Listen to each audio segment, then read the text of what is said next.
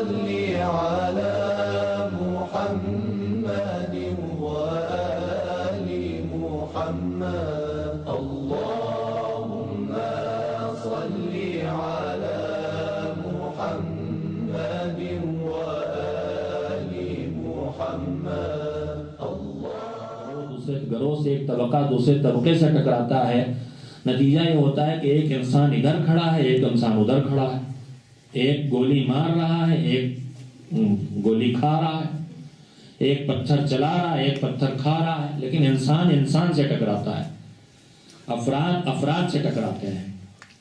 میں بار بار ان لفظوں کو اس لیے استعمال کر رہا ہوں کہ آپ جو عام طور پر انقلاب ہے اس سے جب محسوس کر لیں گے تو پھر وہ جملہ کہنے کا ماحول مجھے ملے گا جو میں کہنا چاہتا ہوں میرے عزیزوں۔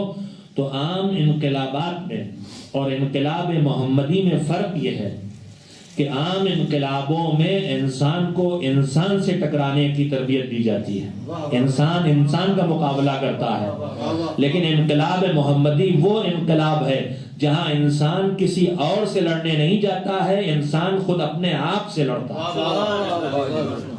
انسان کی جنگ کسی اور انسان سے نہیں ہوتی ہے، اپنے نفس سے ہوتی ہے، اپنی ذات سے ہوتی ہے، اپنی خواہشات سے ہوتی ہے، اپنی مرضی سے ہوتی ہے، اپنی برائیوں سے ہوتی ہے، اپنی خرابیوں سے ہوتی ہے۔ تو دنیا کے انقلاب دوسروں سے لڑنا سکھاتے ہیں، مگر اسلامی انقلاب، محمدی انقلاب خود اپنے آپ سے لڑنا سکھاتا ہے، اپنی برائیوں سے لڑنا سکھاتا ہے، اپنے نفس سے لڑنا سکھاتا ہے۔ ہمارے دعا ذات پہ باباز بلند صلوات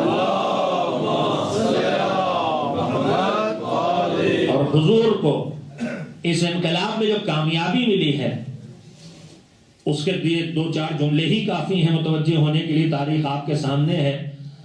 سروں کو کاٹ کے گلے میں لٹکانے والا سر کٹانے میں شرف محسوس کرنے لگا، دوسروں کی جان لے کے فخر کرنے والا جان دینے کو شرف محسوس کرنے لگا۔ اتنی بڑی تبدیلی آ گئی، اور یہ تبدیلی کہاں سے کہاں تک آئی، لفظوں کے ذریعے میں آپ کی خدمت میں عرض کروں کوئی فائدہ نہیں۔ قرآن کے دو کلمات کے سہارے اس پورے منظر کو کہاں سے کہاں تک تبدیل کیا انسانیت کو سرور کائنات نے، دو لفظوں کے سہارے آپ محسوس کر سکتے ہیں، اور وہ دونوں لفظ بھی آپ کے جانے پہچانے ہیں، وہ آیتیں بھی قرآن مجید کی آپ کی جانی پہچانی ہیں۔ ایک آیت وہ ہے جو حضور نے جب اپنے انقلاب کا آغاز کیا ہے تو اس وقت کی صورتحال کو بیان کر رہی، اور ایک آیت وہ ہے جو حضور کے پیغام کے اختتامی دور میں نازل ہوئی۔ اس ابتدا اور اس انتہا میں کل کتنی مدت ہے؟ 23 سال، 13 سال مکے کے اور 10 سال مدینے کے۔ 23 برسوں کے اس سفر میں انسانیت کو کہاں سے کہاں پہنچایا ہے صاحب معراج پیغمبر نے، کہاں نزول اور تنزل کی منزلوں میں تھی انسانیت اور کہاں پہنچایا ہے۔ دو آیتوں کے سہارے، دونوں آیتیں آپ کے کانوں میں پڑی ہوئی ہیں۔ روزانہ سورہ جمعہ کی تلاوت بہت سے مومنین کرتے ہیں، ورنہ کم سے کم نماز جمعہ میں سورہ جمعہ کی تلاوت ہم سنتے ہیں۔ اس میں پیغمبر خدا حضرت محمد مصطفیٰ صلی اللہ علیہ وسلم کی تشریف آوری کی غرض اور اس کے مقصد کو بیان کرنے کے بعد اس ماحول کو قرآن نے بیان کیا جس میں پیغمبر آئے۔ بسم اللہ الرحمن الرحیم هو الذی بعث فی الامیین رسولا منہم یتلو علیہم آیاتہ ویزکیہم ویعلمہم الکتاب والحکمہ۔ یہ تو مقصد بعثت پیغمبر بتایا۔ کیوں بھیجا؟ روز سنتے ہیں آپ، تاکہ ان کے نفسوں کو پاک کرے۔ نفسوں کو پاک کرے کا مطلب کیا ہے؟ پانی سے نہلائیں۔ نفسوں کا پاک کرے مطلب یہ ہے کہ ان کی زبان اب جھوٹ نہ بولیں، ان کے کان اب حرام آوازیں نہ سنیں، ان کے دل و دماغ میں گناہ کا خیال پیدا نہ ہونے پائے۔ نفسوں کے پاک کرنے کا مطلب یہ ہے نفسوں کو پاک کریں، ان کو کتاب و حکمت کی تعلیم دیں اور ان کے درمیان بیٹھ کے آیات الہی کی تلاوت کریں۔ یہ تو ہے ڈیوٹی اور ذمہ داری، مگر کہاں، کس ماحول میں، یہ کام کہاں کرنے آئے؟ وَإِن كَانُوا مِن قَبْلُ لَفِي ضَلَالٍ مُبِينٍ۔ کن حالات میں حضور آئے؟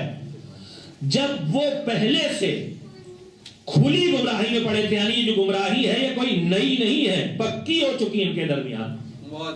2-4 دن کی گمراہی نہیں کہ عادتیں آسانی سے بدل دی جائیں، نسلوں سے برائیاں چلی آ رہی ہیں، نسلوں سے یہ شرابی ہیں، نسلوں سے قاتل ہیں، نسلوں سے بدکار ہیں، نسلوں سے بت پرست ہیں۔ اور گمراہی بھی کھلی ہوئی، اتنی کھلی ہوئی گمراہی کہ دنیا کی بدترین تہذیب میں بھی عبادت کے موقع پہ کپڑے پہن لیے جاتے ہیں۔ آج بھی آپ دیکھتے ہیں جو روزانہ سڑک پہ جو منظر ہے وہ چرچ میں نہیں دکھائی دیتا، لیکن وہ کھلی ہوئی گمراہی وہ ہے کہ وہاں لباس اتار کے عریاں ہو کے خانہ کعبہ کا طواف کیا جا رہا ہے، اتنی گمراہی۔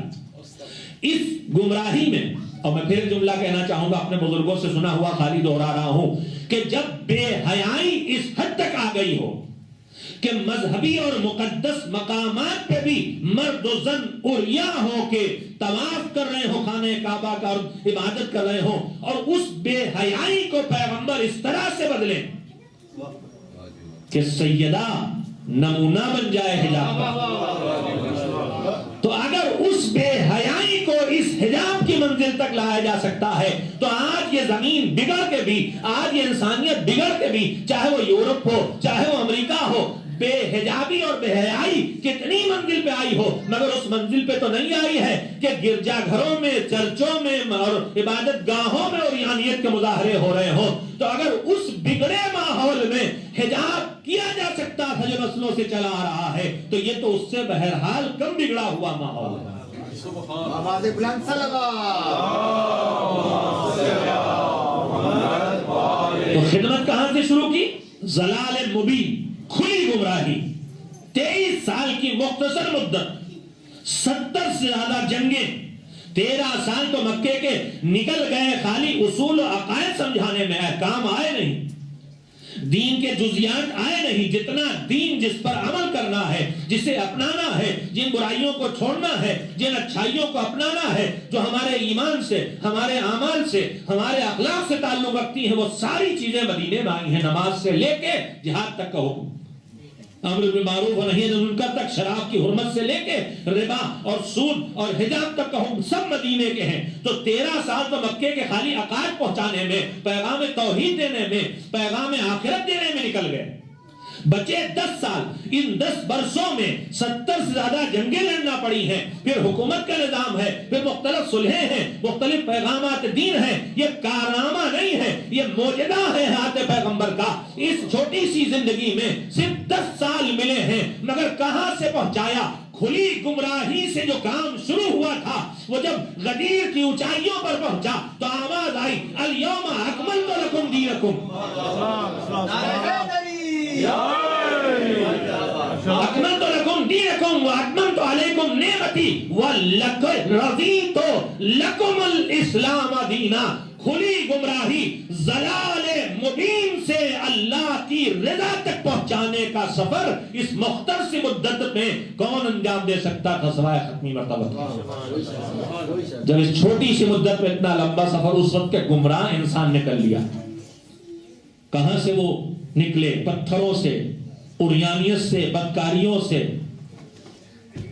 بے غیرتی اور بے حیائی سے، قتل سے، لوٹ سے، مار سے، شراب سے۔ تو الحمدللہ ہم آپ تو ان برائیوں کا شکار بھی نہیں، ہم میں بہرحال ان کے مقابلے میں کم برائیاں الحمدللہ۔ تو جب ان برائیوں سے نکل کے ان میں کیسے کیسے کردار پیدا ہو گئے، کیسے کیسے نمونے دنیا کے سامنے آ گئے۔ میں سلمان اور ابوذر کی بات نہیں کرتا، یہ تو وہ مقدس شخصیتیں ہیں جنہوں نے اپنے ایمان کے ظاہری دور سے پہلے بھی ہمیشہ پاکیزہ زندگی بسر کرنے کی کوشش کی ہے، لیکن کیا مسلمانوں میں خلوص نام کی چیز نہیں تھی؟ نہیں، مخلص ترین لوگ، احد کے شہداء، بدر کے شہداء اور باقی دیکھیں آپ کیسے کیسے نمونے اس وقت دین اور ایمان اور تقوی اور اخلاق کے تیار ہوئے ہیں۔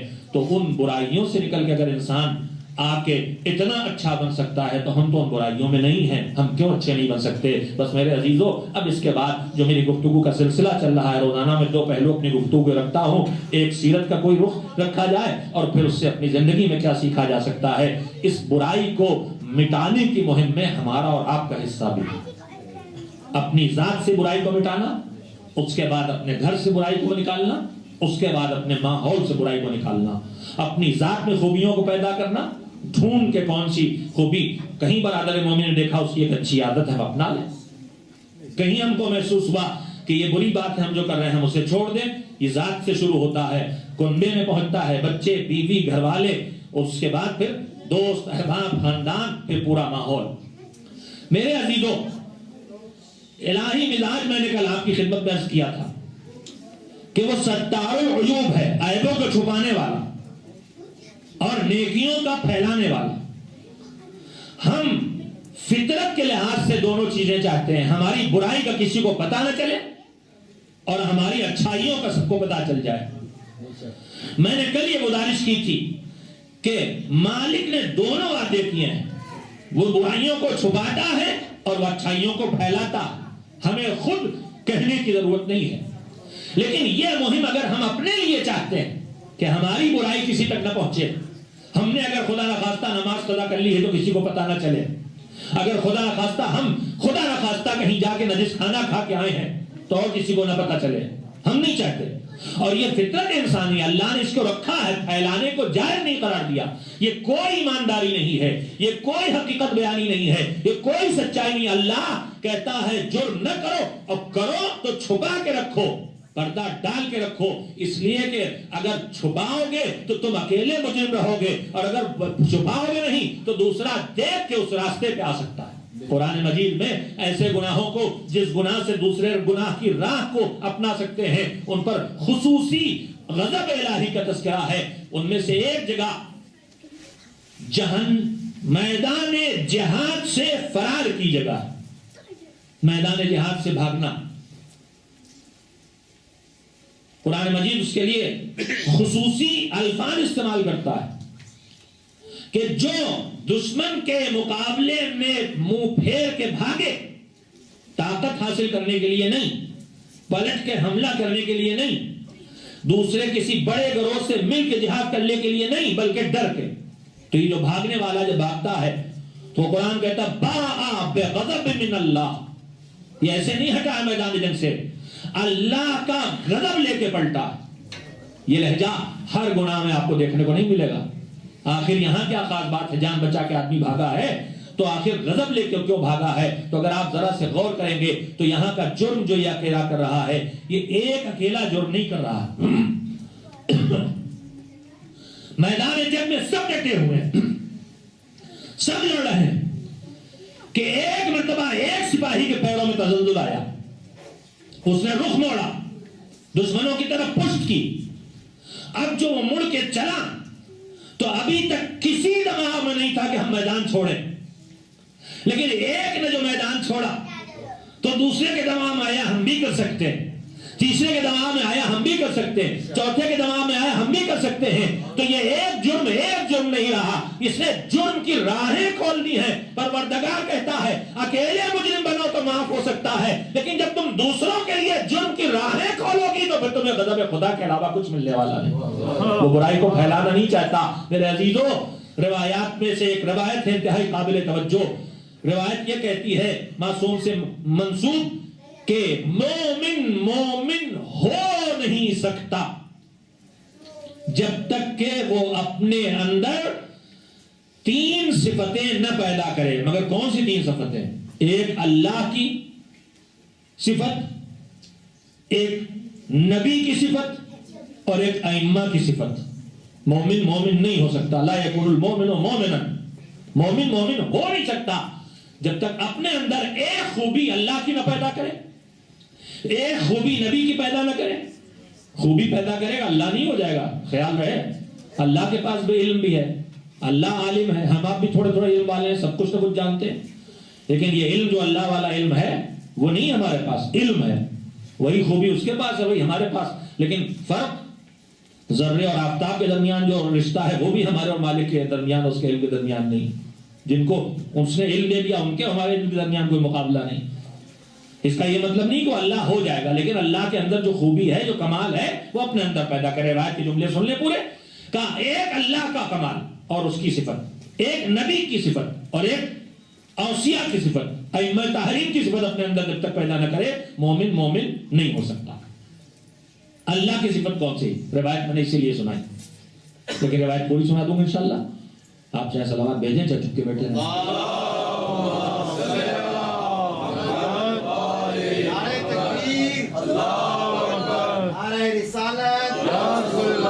دیکھنا چاہ رہا ہوں کہ روزے کا اثر کتنا۔ نعرہ حیدری!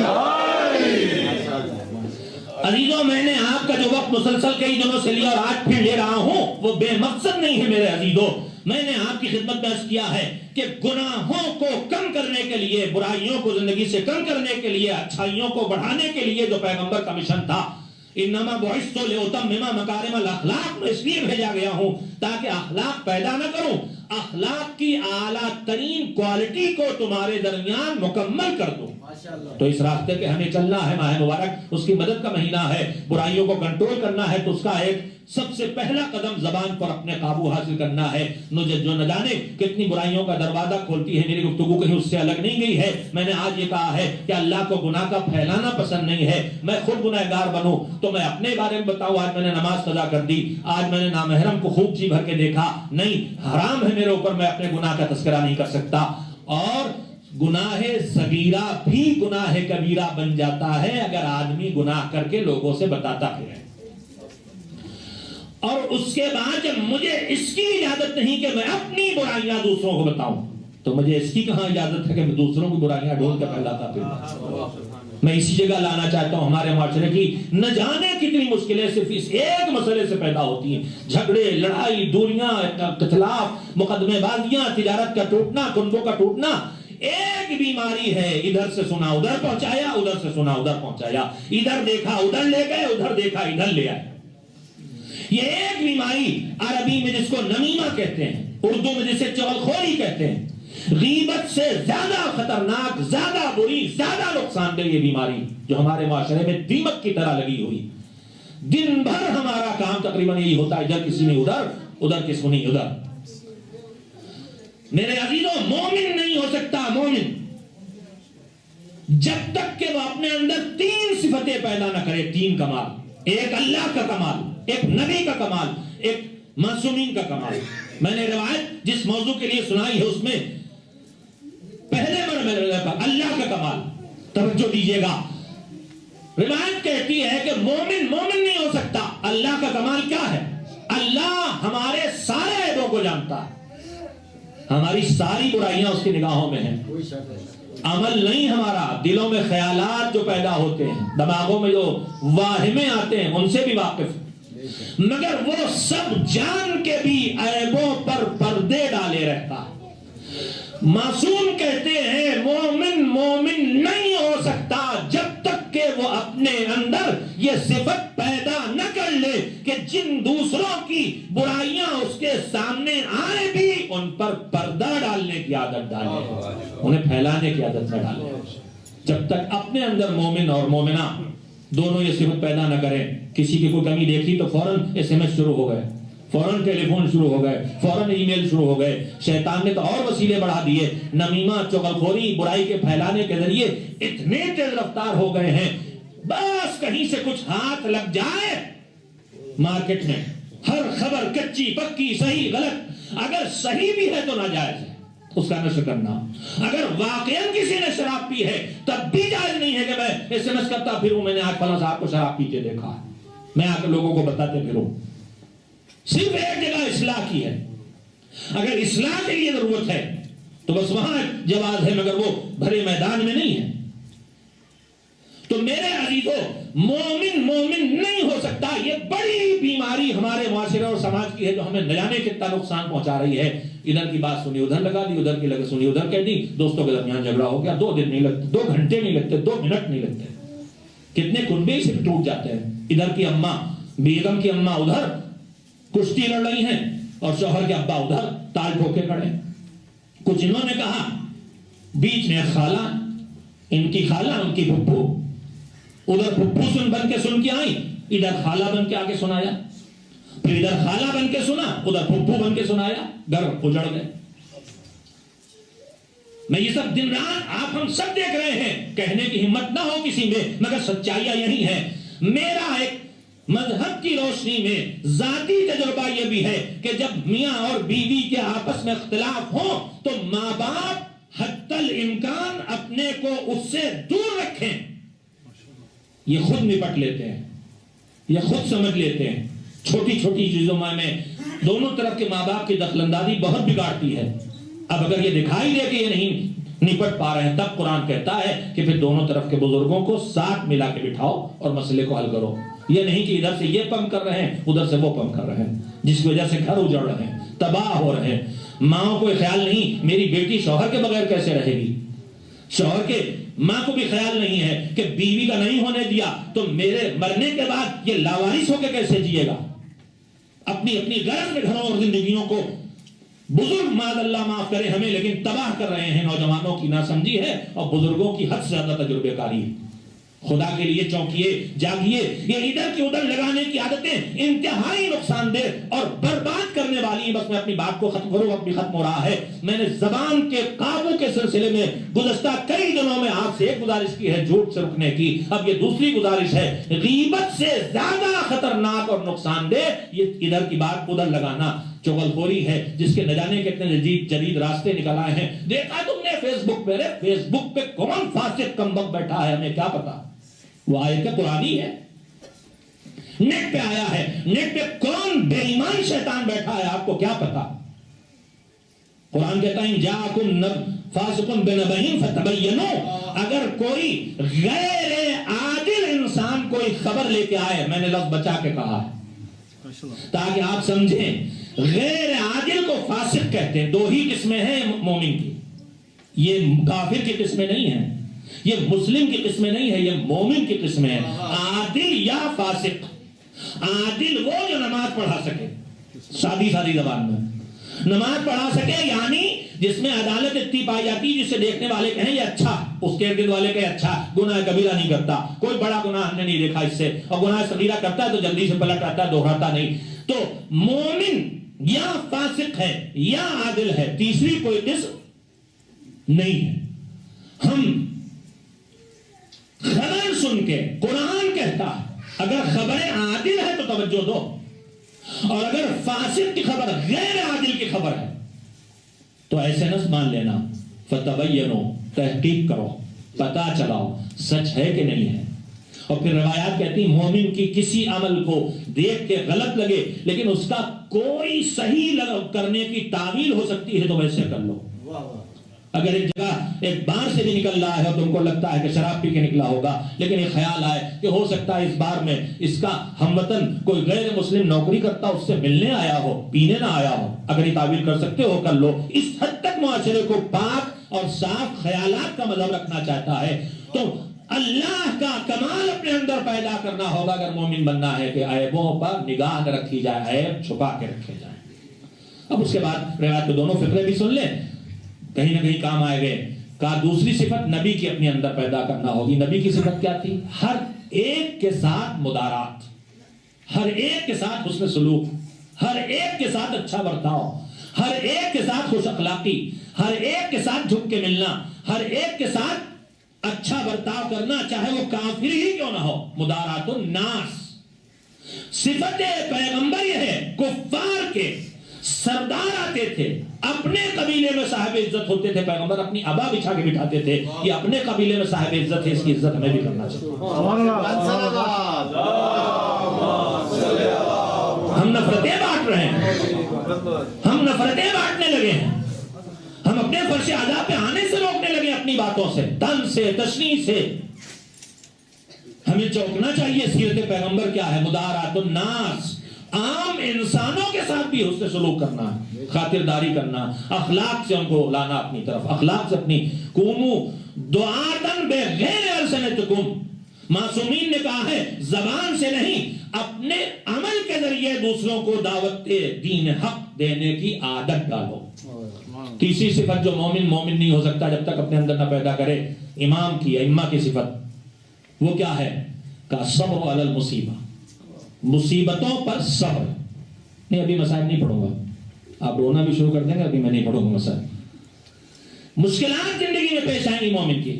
مومن جب مومن ہوا، اہل بیت سے رشتہ کیا تو کہا ہے تم نے ایمان اختیار کیا، مشکلات کا سامنا کرنے کے لیے تیار ہو جاؤ، دشواریوں کے لیے تیار ہو جاؤ. میں اپنے لفظوں میں کہہ رہا ہوں، قتل کے لیے تیار ہو جاؤ، گھر چھیننے کے لیے تیار ہو جاؤ. مومن ہونے کا مطلب ہے تمہیں مشکلات کا سامنا کرنا. مشکلات پڑے تو صبر کرنا ہے، برداشت کرنا ہے. مومن نہیں ہو سکتا جب مشکلات پر برداشت کی طاقت اپنے اندر نہ پیدا کرے. اپنے ملکوں میں یہ قوت ہمارے اندر بہت تھی، لیکن یہاں آ کے یہ قوت ہم سے چھنتی چلی جا رہی. چھوٹی چھوٹی باتیں ہم سے برداشت نہیں ہوتی, چھوٹی چھوٹی زحمتیں ہم سے برداشت نہیں ہوتی, قوت برداشت گھٹ رہی ہے. ماہ مبارک رمضان اس قوت برداشت کو بڑھانے کا بھی زمانہ ہے. بھوکا رہ کے بھی غصہ نہ آنے پائے. بالکل سناٹا غصے میں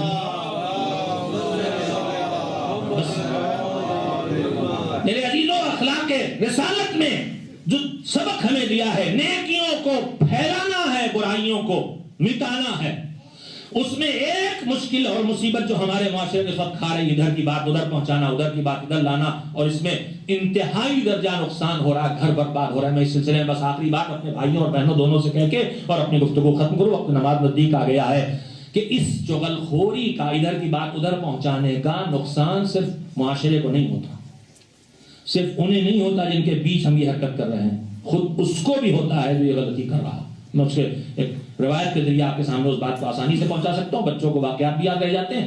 اچھا, یہ بچپن سے اگر ہم دھیان دیں, بچے آپس میں جب کم فاصلہ ہوتا ہے تو ایک دوسرے کی شکایتیں بہت کرتے ہیں, تڑا تڑ دن بھر ممی یہ اور پاپا وہ, ممی یہ اور پاپا وہ. ہم بھی کہتے ہیں اچھا ہاں ابھی ہم ماریں گے, ابھی پیٹیں گے. میں نے کسی مقدس عالم کے لیے نجف کے سنا تھا, ان کے واقعات میں, کہ ہم لوگ ایسے ہی کہہ دیتے ہیں نا, چھوٹے نے شکایت کی کہ بڑے نے ہم کو مارا, ہم نے کہا ابھی ہم اسی پٹائی کرتے ہیں. یہ نہیں سوچتے کہ ہم ارادہ تو ہے نہیں پٹائی کا, تو جھوٹ بول رہے ہیں. تو عالم کے لیے سنا کہ جب بچہ ان سے آ شکایت کرتا تھا تو وہ کہتے تھے کہ فرض کرو ابھی ماریں گے. ماریں گے نہیں, عالمانہ جواب, تم فرض کرو کہ ماریں گے, جھوٹ سے بچنے کے لیے یہ نہ ہو. لیکن حقیقت یہ ہے کہ ہمیں یہ نہیں کرنا چاہیے. اسی دن سے ان کی ہمت توڑنا چاہیے شکایتیں کرنے کی. یہی کیسے توڑنا ہے, بڑے نے چھوٹے نے آگے بڑے کی شکایت کی, ہم نے چھوٹے کو سمجھایا, ارے تمہارا بڑا بھائی بیٹا پیار کیا تم نے, ادھر بڑے کے پاس گئے, بیٹا یہ تمہارا چھوٹا بھائی ہے, چلو اس کو پیار کرو. یعنی شکایت پر ایکشن لیا ہم نے تو چغلخوری کی عادت پکی کی. پھر یہ ابھی بھائی بہنوں میں چل رہی, پھر یہ پورے معاشرے میں چلے گی. لیکن اگر شکایت کو نظر انداز کیا جائے گا تو یہ دھیرے دھیرے گھٹتا چلا جائے گا. چاہے تو اپنے گھر میں تجربہ کر لیں, چاہے تو پورے معاشرے میں تجربہ کر لیں. مجھ سے کوئی آگ لگائے آگ آپ کے لیے, میں اس پر کوئی ایکشن نہ لوں, 2-4 دن آگ لگانے کے بعد یہ دیا سلائی ماچس میرے پاس سے کہیں اور چلی جائے گی, اور 2-4 جگہ میں آگ لگا پائے گی تو یہ خود ہی بجھ جائے گی. لیکن اگر کوئی اس عادت کو نہیں چھوڑتا تو یہ نہ سمجھے نقصان خالی اس کو معاشرے کو ہو رہا ہے جن کے درمیان وہ لڑا رہا, لگا رہا ہے, آگ لگا رہا. ہمارے یہاں کہتے تھے لوکا لگانا. لوکا جانتے ہیں کسے کہتے ہیں؟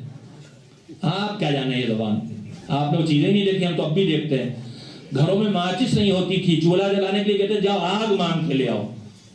اس گھر میں ابھی لکڑی جلتی ہے, وہاں انگارا ہوگا, وہ انگارے مانگ کے آیا کرتے تھے. تو وہ پھوس کا اتنا بڑا مشعل, ایسی جو ٹارچ کل بچے کہہ رہے تھے گیس کی جلائی ہوئی, اس کی پھوس کی بناتے تھے. وہ جب خوب زور سے جلتا تھا تو کھیتوں میں کھاد جلانے کے لیے, کھلیان صاف کرنے کے لیے یوں لگایا جاتا تھا, ایک مرتبہ بٹ سے جل جاتا تھا. اس کو کہتے تھے لوکا لگانا, یعنی ایک بار میں جلا کے خاک کر دیا. تو چغلخوری کے لیے ہماری بزرگ خواتین کہتی تھی لوکا لگاتا ہے, یعنی ایک بار میں جلا کے خاک کر دیتا ہے. یہ لوکا خالی دوسروں کو نہیں لگاتا, اپنے کو بھی لگاتا. جلدی سے واقعہ سن لے, وقت ختم ہو گیا. جناب موسیٰ کے دور میں قحط پڑا ہے, بارش نہیں ہوئی. نماز استسقاء کے لیے نکلے ہیں, دعا استسقاء کے لیے نکلے ہیں, بارش کی دعا کرنے کے لیے. شریعتیں بدلی ہیں, کچھ تبدیلیاں ہوئی ہیں, کچھ بالکل ویسے ہی ہیں. دعا اس وقت بھی تھی, آج بھی ہے. نماز اس وقت بھی آج بھی ہے. کیفیتیں زیادہ تھوڑی بدل گئی ہیں. بارش کے لیے آج بھی ہے, جب قحط پڑے بارش نہ ہو تو حکم یہ ہے کہ پوری بستی کے لوگ ایک ساتھ, مرد عورت بچے بوڑھے کمزور طاقتور, سب نکل کے بستی چھوڑ کے کسی میدان میں جائیں. اپنے لباس کو جیسے ابا ہے اس کو الٹ کے ڈالیں تاکہ لگے کہ ہم بہت پریشان ہیں. اور کمزوروں کو, بوڑھوں کو, بزرگوں کو, عورتوں کو, بچوں کو لے کے جائیں. اللہ ان کی آواز زیادہ سنتا ہے. ہمارے جیسے مسلمانوں کی کم سنتا ہے, بوڑھے کی زیادہ سنتا ہے, کمزور کی زیادہ سنتا ہے, کم بچوں کی زیادہ سنتا ہے, کمزور خواتین کی زیادہ سنتا ہے, جو کمزور ہیں بیمار ہیں, چھوٹے چھوٹے بچے گود میں مالک ان کی زیادہ سنے گا. سب کو لے کے جب جائیں دعا کریں. جناب موسیٰ لے کے نکلے, پانی کی دعا ہو رہی بارش نہیں ہوتی, دعا ہو رہی بارش نہیں ہوتی, دعا ہو رہی بارش نہیں ہوتی. ہم بہت شکایتیں کرتے ہیں, نہ جانے کیا بات ہے. مولانا سب کچھ کرتے ہیں, علم سے لپٹ کے بھی دعا کرتے ہیں, تاطیر سے لپٹ کے دعا, سجدے میں بھی دعا, اور جو تعویذ بتایا مولانا نے, جو دعا بتائی اور جو ذکر بتایا اور جو ورد بتایا سب کا ڈالا, مگر دعا نہیں ہوتی, پوری ہوتی. اسباب بہت ہوتے ہیں، میں ایک نمونہ خالی رکھ رہا ہوں. پورے معاشرے میں اگر یہ پریشانی پیدا ہے کہ دعا قبول نہیں ہو رہی، سب کو اگر یہ شکایت ہے تو ایک مشترکہ بیماری کہیں ڈھونڈنا پڑے گی. شاید ایک نمونہ اس کا یہ ہو، کہا بارش نہیں ہو رہی، بارش نہیں ہوئی، دعا ہو رہی، بارش نہیں، دعا، بارش، دعا نہیں. آخر میں کلیم خدا ہے ادھر سے آیا کہ موسیٰ بارش تو نہیں ہوگی، دعا تو قبول نہیں ہوگی. کہ جیسے کرنا ویسے کرنا، اپنے لفظوں میں روایت پڑھ رہا ہوں، ترجمہ نہیں کر رہا. کہا دعا تو آپ نے مالک تو نے جیسے کہا ویسے سب مل کے کر رہے ہیں، مگر بارش کیوں نہیں ہوگی؟ کہا بارش اس لیے نہیں ہوگی کہ تمہارے اس مجمع کے درمیان جو دعا کرنے والا ہے مجمع، اس میں ایک نمام آیا، چغل خور. ایک چغل خور ہے اس میں، سب نہیں، ایک چغل خور ہے. جب تک یہ دعا کرنے والوں کے درمیان ہے ہم تمہاری کسی کی دعا نہیں سنیں گے. تو جناب حسن کا مالک بتا دے وہ کون، اس نالائق کو ہم نکال دیں.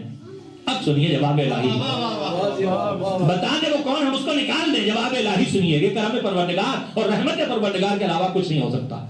کہا موسیٰ میں تمہیں ابھی بتا رہا ہوں کہ چغل خوری بری بات ہے، اس سے روکنے کے لیے کر رہا ہوں، اور میں خود چغل خوری کروں؟ میں بتاؤں تمہارے درمیان وہ بری عادت والا کون ہے؟ میں نہیں بتاؤں گا. یہ ہے کریم. پھر کیا ہو؟ طے کیا کون ہے نہیں پتا ہے ہم میں کوئی ہے. سب نے مل کے اجتماعی استغفار کیا، پہلے مل کے توبہ کی، مل کے استغفار کیا. جب سب نے مل کے استغفار کر لیا تو دعا کے لیے ہاتھ اٹھے اور بارش آ گئی. بس میرے عزیزو، نہ میں آپ کو کوئی الزام دے سکتا ہوں، نہ آپ مجھے کوئی الزام دے سکتے ہیں، لیکن ہم سب مل کے ٹھیک ہونے کی مہم تو چلا سکتے ہیں. ہم سب کچھ برائیاں کم کرنے کی کوشش تو کر سکتے ہیں، کل بارگاہ الہی میں جواب تو دے سکتے ہیں. اور میں نے نبیوں سے جملے دیکھے ہیں، اولیاء سے جملے دیکھے ہیں کہ مالک میں تیری نافرمانی کروں گا اور کروں گا اور کروں گا اور کروں گا، اگر تو نافرمانی سے روکنے میں میری مدد نہیں کرے گا، تیری مدد کے بغیر کہاں کر سکتا ہوں میں کچھ. تو اگر ہمارے اپنے ذمہ ہوتا ان پرانی عادتوں کو چھوڑنا اپنی طاقت پہ تو ہم مجبور و بے کس سمجھتے اپنے کو، لیکن جب وہ کریم ادھر سے مدد کرنے کے لیے موجود ہے، وہ رحیم و کریم بندے اس کے نجف و کربلا و مدینے و مکہ و سامرا کاظمین سے موجود ہیں، اور وہ کریم ابن کریم پردہ غیب سے موجود ہے، تو لاوارث محسوس ہونے کی ضرورت کیا ہے؟ چھوٹی سی کوشش ہم شروع کریں، کامیابیاں ان کے دعاؤں کے ذریعے، ان کی شفاعتوں کے ذریعے رحمت پروردگار انشاءاللہ دینے والی. بس میرے عزیزوں میں اپنی گفتگو کو یہ پہ ختم کروں. میں روزانہ کچھ ایسے تذکرے کرتا ہوں جس سے مجھے خوف ہوتا ہے کہ کسی کا دل دکھ سکتا ہے، لیکن اللہ گواہ ہے ہرگز یہ مقصد نہیں ہے. مقصد صرف یہ ہے کہ ہماری وہ برائیاں جو نسلوں میں اس طرح آ گئی ہیں کہ ہمیں ان کے برے ہونے کا احساس بھی نہیں رہ گیا ہے، ان برائیوں پر ہماری توجہ اور دھیرے دھیرے دھیرے دھیرے کنٹرول کر کے اس کو اپنے اندر سے کم تو کیا جائے. زبان پر قابو حاصل ہوگا تو نہ جانے کتنی بیماریوں سے اور برائیوں سے ہم اپنے آپ کو بچا سکیں گے، اور کتنے نقصانات سے اپنے آپ کو محفوظ کر سکیں گے. جس مشن کو کربلا میں حسین نے اپنی قربانیوں کے ذریعے جاری کیا تھا، دوری، گناہوں سے دوری اور اللہ سے قربت. یزید اور حسین کے درمیان کوئی ذاتی جنگ نہیں تھی، دشمنوں نے اس کو 100 رنگ دیے ہیں. 2 شہزادوں کی لڑائی کسی نالائق نے قرار دیا، 2 قبیلوں کو جنگ کسی نالائق نے قرار دیا، حکومت کا جھگڑا کسی نے قرار دیا.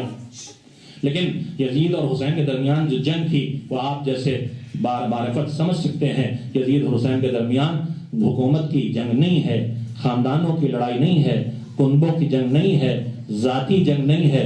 یزید اور حسین کے درمیان صرف ایک بات کی جنگ ہے، یزید خود کو منوانا چاہتا ہے اور حسین خدا کو منوانا چاہتا ہے.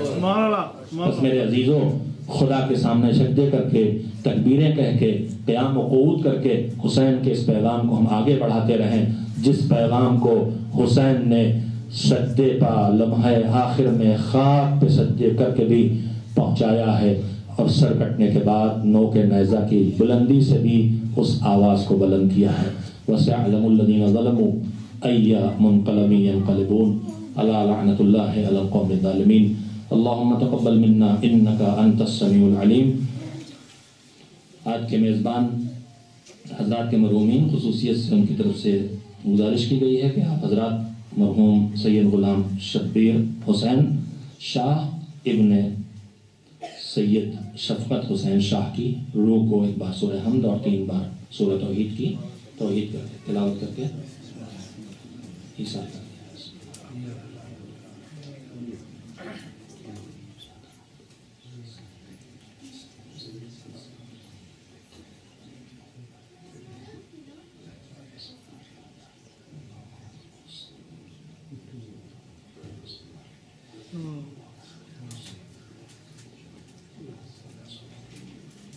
یہ ولد نہیں لکھا، ولد نہیں لکھا، والد لکھا. سید غلام شبیر حسین شاہ، والد سید شفقت حسین شاہ.